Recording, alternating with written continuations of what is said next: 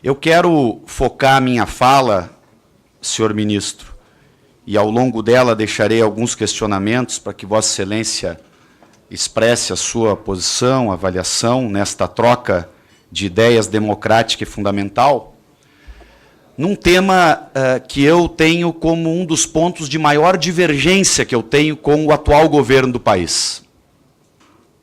Do meu ponto de vista, o atual governo do país, ele está abrindo mão de forma acelerada de um projeto de desenvolvimento nacional e da soberania nacional. Considero este um dos maiores prejuízos que a nossa nação pode ter no médio e longo prazo.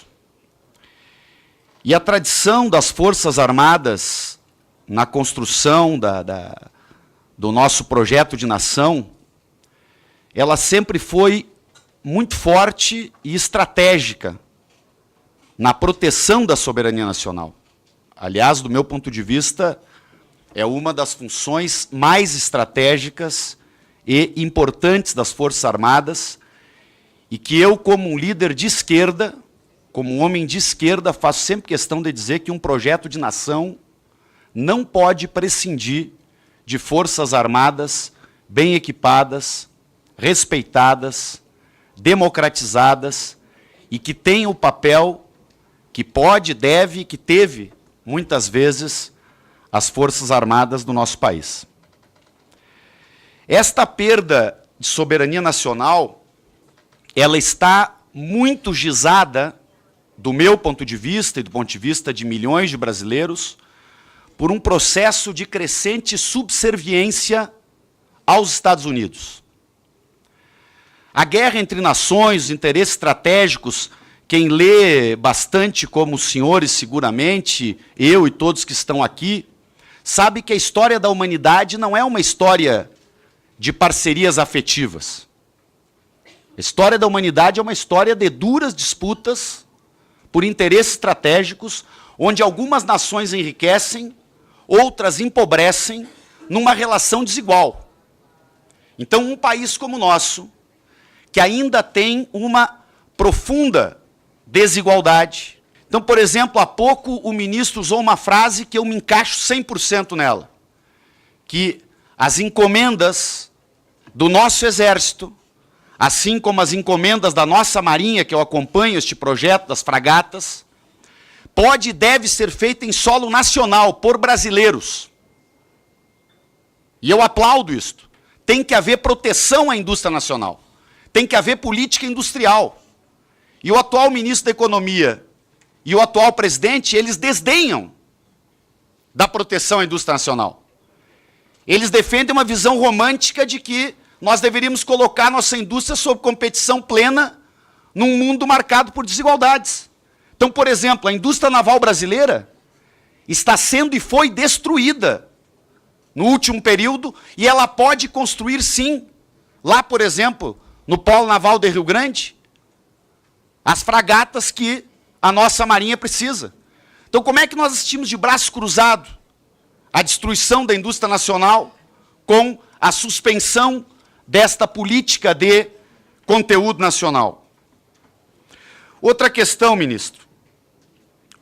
O Brasil, na minha opinião, está no caminho errado ao permitir que uma conquista que tem muito a ver com os militares e tem muito a ver com todos nós brasileiros, que é a excelência da Embraer, que é uma ferramenta de desenvolvimento científico, tecnológico, de geração de empregos, de agregar valor neste país, ela seja ofertada com um conjunto de explicações, de salvaguardas que tem, etc., mas eu duvido que os Estados Unidos fizesse o negócio inverso. Eu duvido que a China, que tem lá determinado padrão de desenvolvimento nesta área, permitisse que uma empresa chinesa fosse utilizada como a Embraer está sendo nesta negociação com a Boeing. É errada esta negociação. Eu apelo mais uma vez ao governo, nós não devemos fazer essa negociação. Isso significa entregar décadas de desenvolvimento nacional de mão beijada, para quem quer, na verdade, obter todo o acesso a esta tecnologia que nós desenvolvemos ao longo de décadas. Outro exemplo, a Amazônia.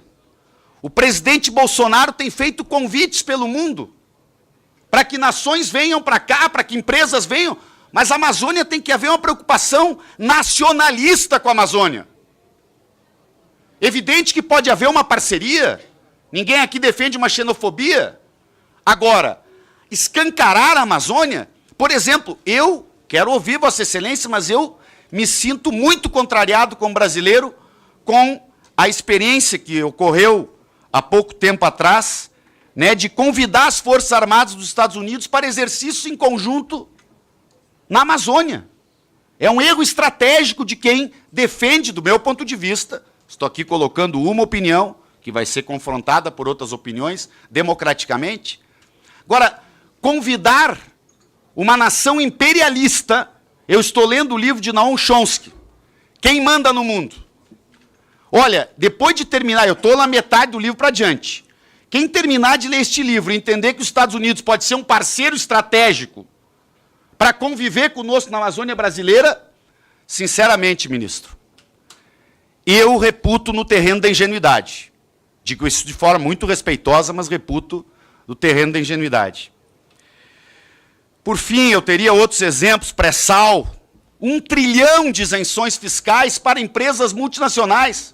A previsão que nós, quando governamos com o apoio desta casa, fizemos é que a operação do pré-sal seria exclusivamente da Petrobras. Combata-se corrupção quando ela ocorre em qualquer lugar. Mas não entreguemos a nossa soberania para combater corrupção. Porque a Enron e outras empresas que também passaram por processo de corrupção foram protegidas nos seus países. E, por fim, eu peço só 1 minuto, porque este tema talvez seja o mais sensível, quero abordá-lo com enorme respeito, porque nós temos, sim, traumas ao longo da nossa história que não devem ser reabertos. E eu, como uma liderança de esquerda no país, defendo o papel das Forças Armadas, sempre defenderei. Agora, estou preocupado com o aspecto da democracia brasileira, ministro, e gostaria de lhe ouvir sobre isto. Os militares, evidentemente, como civis, têm quadros de enorme acúmulo, podem e devem participar de qualquer governo. Agora, um cuidado que nós temos que ter é com a militarização excessiva de governos num ambiente democrático e, de outro lado, o cuidado que eu sei que os senhores têm, mas eu reforço aqui, com a partidarização de Forças Armadas. Isto aconteceu em outros lugares do mundo e nós temos que estar muito alertas para que isto não ocorra no nosso país, que esta é uma conquista democrática nossa. Obrigado, ministro. Obrigado, presidente, pela tolerância.